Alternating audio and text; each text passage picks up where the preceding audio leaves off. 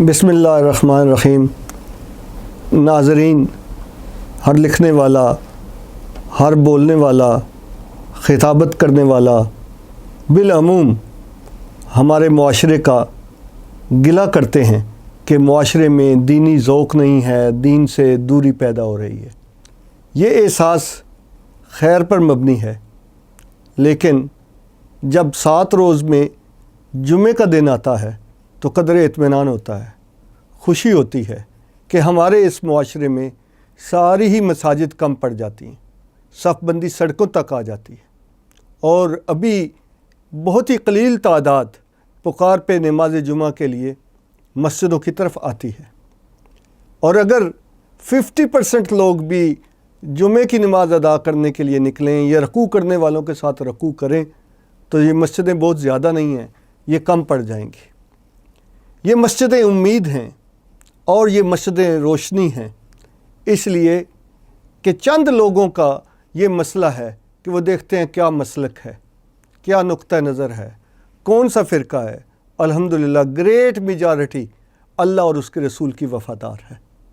लेकिन पिछले चंद सालों से मुआशरे के अंदर ये देखा गया है कि लोग हर उस ख़तीब और मुकर्रर की बात नहीं सुनना चाहते कि जो फ़िरका परस्ती को हवा देता हो, हाथ में मोहब्बत का सहीफ़ा रखने की बजाय फतवों से दूसरों को बुरा भला कहता हो और ज़्यादातर तकफ़ीर करता हो।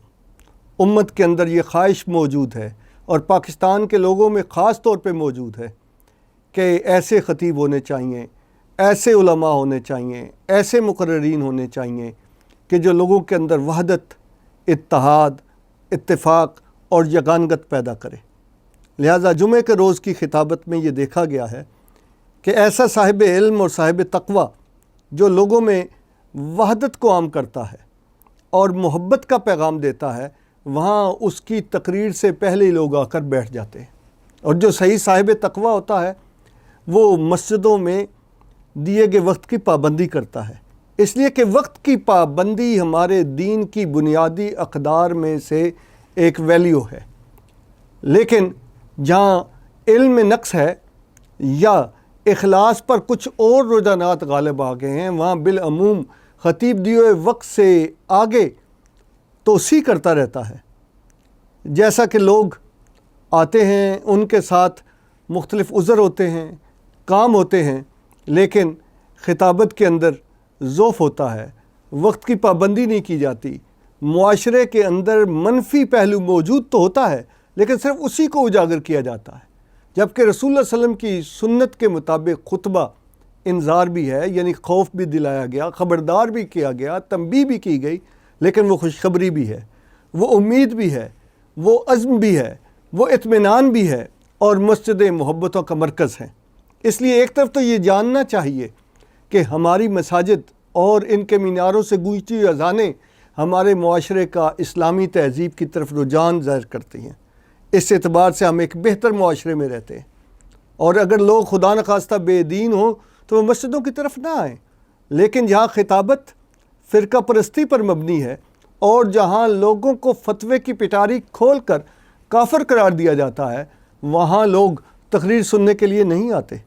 और जब नमाज जुमा की अदायगी के वक्त में चंद मिनट रह जाते हैं तो लोगों की कसीर तादाद मस्जिदों के अंदर आती है।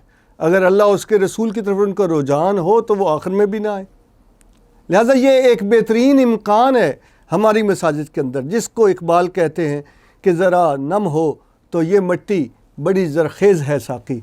ऐसा दीनी ज़ौक़ रखने वाले, इखलास रखने वाले लोग, साहिब इल्म, साहिब तक़वा, जो इमामत की रूह को जानते हों और उसके मुताबिक लोगों को रहनुमाई फ़राहम करें, तो हमारी मसाजिद और इसमें ये रुकू व सुजूद और नमाज़ें ये खैर का ज़रिया बन सकते हैं। वमा अलैना इल्लल बलागुल मुबीन।